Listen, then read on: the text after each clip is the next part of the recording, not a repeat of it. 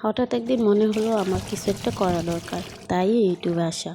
YouTube এবং Facebook এবং TikTok সবগুলোতে আমি একসাথে কাজ করার চেষ্টা করতেছি। জানি না আমি কতটুকু আগাতে পারবো। আশা করি আপনারা যদি আমার পাশে থাকেন, ইনশাল্লাহ আমি এগিয়ে যেতে পারবো। তো রাতের জন্য আমি ডিম রান্না করতেছি। এখানে ডিম আর আলু সিদ্ধ দিয়ে দিলাম। ডিম আর আলু সিদ্ধ দিয়ে এদিকে ভাত রান্না করার জন্য আরেক চুলায় ভাত বসাই দিলাম। তারপর এখানে আস্তে আস্তে বসে আমি তরকারিগুলো কেটে নেব। তো যখন দেখলাম আমগুলো পেকে যাচ্ছে, তো একটা আম ছিলে আমি খেয়ে নিলাম আগে। আম আমার খুব পছন্দ।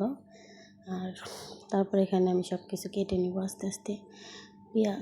পেঁয়াজ কেটে নেব, তারপর ডিম দিয়ে আলু রান্না করব। তো জীবনে অনেকবার হেরে গেছি, উঠে দাঁড়িয়েছি, ভেবেছি এই বুঝি শেষ, আর জীবনে কিছু করতে পারবো না। তো বিপদের মুহূর্তে আপন মানুষগুলো মুখ ফিরিয়ে নিয়েছিল, শুধু রক্তের সম্পর্ক মানুষগুলো পাশে ছিল। তাই বলবো, বাবা মা ভাই বোন ফ্যামিলিকে আগে গুরুত্ব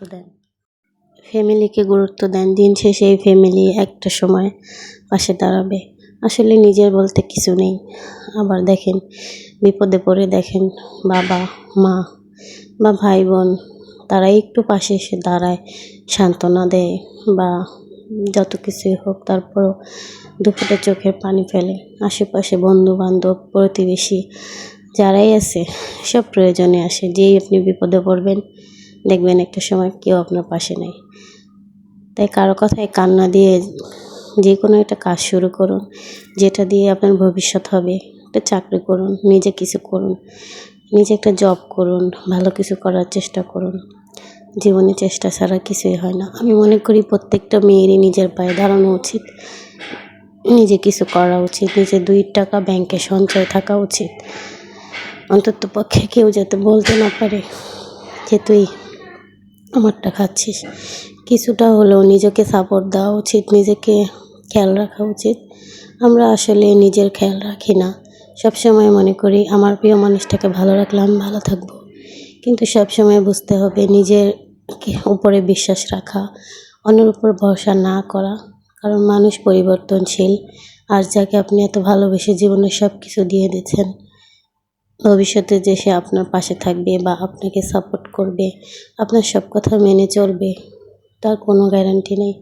আমি মনে করি প্রত্যেকটা মেয়ের জীবনে একজন ভালো স্বামী থাকা জরুরি। যে মেয়ের স্বামী ভালো, তার জীবনটা আসলেই সুখী। সে যদি অভাবে থাকে, তারপরও আমার মনে হয় অনেক সুখী। দিন শেষে আসলে স্বামীর টাকা খরচ করার মতো সব মেয়ের ভাগ্যে জুটে না। হাত পেতে চেয়ে নেওয়ার মধ্যে অনেক কষ্টদায়ক থাকে।